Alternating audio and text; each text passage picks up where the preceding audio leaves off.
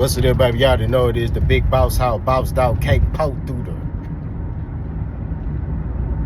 dope. And it talks about forget my soliloquy, maybe sometimes don't last, good people do. And obviously, cut them in the fire line, maybe you matter. Peak game in the first one. I don't understand how people drive with two hands, bro. Like, they had a seat all the way up with two hands on the wheel. Like, I can't drive like that, bro. Like, I learned how to drive with one hand. You know what I'm saying? My pops taught me. You know, I don't know. It's weird. But anyway, let's talk boxing. Jermell Charlo says recess over with. He back. You know what I mean? The 154-pound undisputed champ is back. You know what I'm saying? What will he come back on? Will he come back on the David Benavidez versus versus Morrell undercard? Or will he come back on the Gervonta Tank Davis versus Lamar Roach undercard? I think the David Benavidez and what's the name undercard is already done. So it will have to be Gervonta Tank Davis and them undercard March 1st. You know what I mean? And what weight will he come back in? You know, if I'm Charlo, I come back at 154. And technically, he's still the undisputed king at 154 pounds. You know what I'm saying? We're going to keep it 1,000. You know what I mean? But if I'm Charlo, I try to come back to a title fight. I ain't going to lie to you. You know, he took all last year off. I'll try to get Murtazalev? Jermell Charlo versus Murtazalev. I know Jermell Charlo is coming back on the Benavidez Morrell undercard. But Mel, I would come back on Tank versus Lamar Roach undercard. You could do 2 title fights right there. You could do Jermell Charlo versus Murtazalev as the co-main event. That'll be live. That'll be, you know, that's going to be a fight. You know what I'm saying? And that's going to be a fight worth watching. Now, granted, Jermell Charlo, like I said, has been out the ring since 2023. You know what I'm saying? He's been having legal issues. After he lost to Canelo, he has some personal issues. You know, bosses don't speak on those personal issues. But he has some personal issues with his family. You know, apparently he's got that patched up.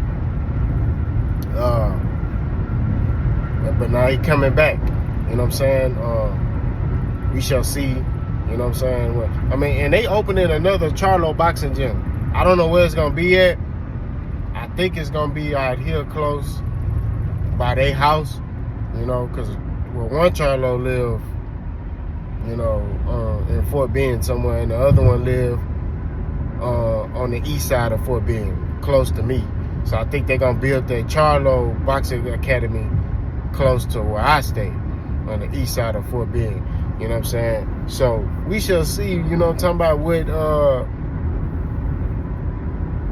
you know, what they bring. But as far as fights, like I say, Charlo versus Murtazalev will be a good fight. You know what I mean? Charlo coming back, he get to fight for an IBF title.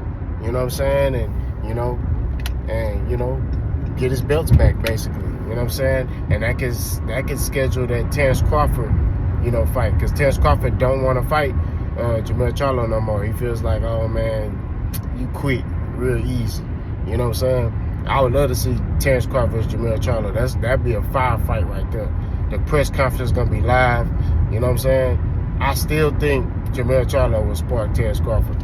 I'm not gonna lie to you. You know what I mean? I just, that's what I see. You know, because Terrence Crawford, I feel like, is going to be looking at Jermell Charlo like he weak. You know, so he going to be disrespecting Charlo like, he fake or something. Like, he a ussy. You know what I'm saying? And I think Charlo, and y'all know Charlo in his fights, where he got beef with people, he knock him out. You know what I'm saying? I think stylistically, that's a matchup nightmare for Terrence Crawford. You know, Terrence Crawford is a brilliant mind.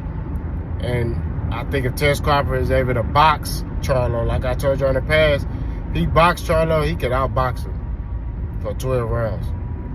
You know what I mean? Possibly, think about it, possibly stop him. I'm going to go ahead and say that. I ain't never said that before. Possibly stop him if he fights smart. If he try to stand on his 10, Charlo, all right.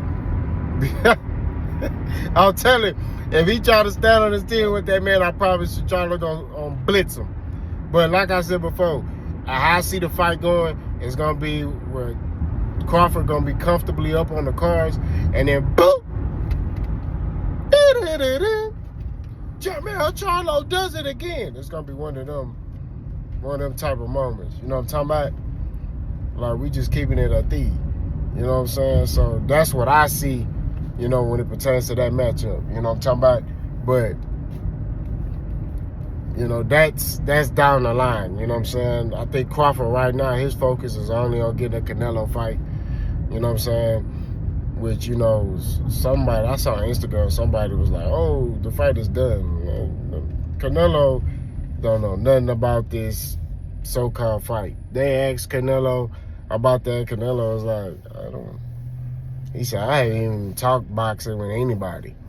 You know what I mean? That's why I be saying, like, all this stuff on, if you following these TikTokers and these Instagram boxing channels, stop listening to them, bro. You know what I'm saying? Because they be posting stuff on there that's cap. Like, how you get that information before the big channel, before Fight Hype or Fight Hub get this information? You feel what I'm saying? They just run with it and whatever narrative they want to run with. Them the worst boxing channels. It's them Instagram and TikTok channels. Boxing channels. I be be like, bro, what this nigga? Bro, I saw some Fugazi one time. I was like, you boys. Like, this was Fugazi. You know what I'm saying? This was Fugazi. This was like, bro, what is you on, my bro? You know what I mean? But like I said before, I think that Jermell Charlo, him fighting is good for the sport. You know what I mean? Brings a lot of good to the sport. Brings good energy.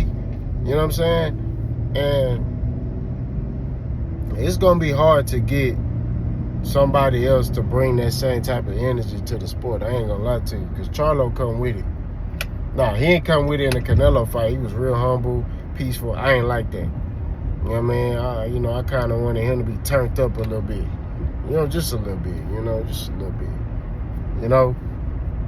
But, you know, I think Charlo coming back, you know, we'll see if he still got that hunger and that passion. I do remember he talked about, you know, I won't say not having that hunger and passion, but, you know, having that desire, you know, because he's kind of accomplished everything. He's the first African-American and first male to be undisputed 154 pounds.